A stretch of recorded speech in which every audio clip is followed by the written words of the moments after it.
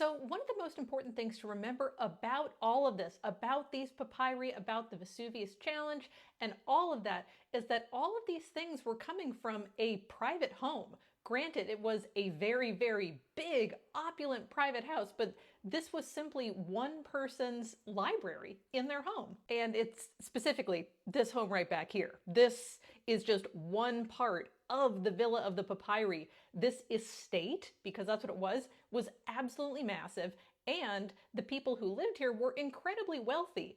Because of that, they had a library in their house, just like you and I do, but instead of having one or two bookcases against a wall, they had a whole room. So that's where all of these scrolls have come from. And what was in this personal library were simply copies of things that existed elsewhere in the world. The Hellenistic period in the ancient Mediterranean was a great time to be literate because boy did people love writing and reading. When this house and this personal library were first being set up in the BCs, there were already two world-class libraries existing in the Mediterranean world where people could go to study and read, and where people were also making copies of a lot of these famous works. So if you were particularly smart and or your family decided to send you to the best school in the Mediterranean, you'd go to Alexandria. And you would then go to the Library of Alexandria. This is the modern library because, as I mentioned before, every single artistic reconstruction of this library is not correct. So I'm just going to show you the modern one because it's nice and pretty.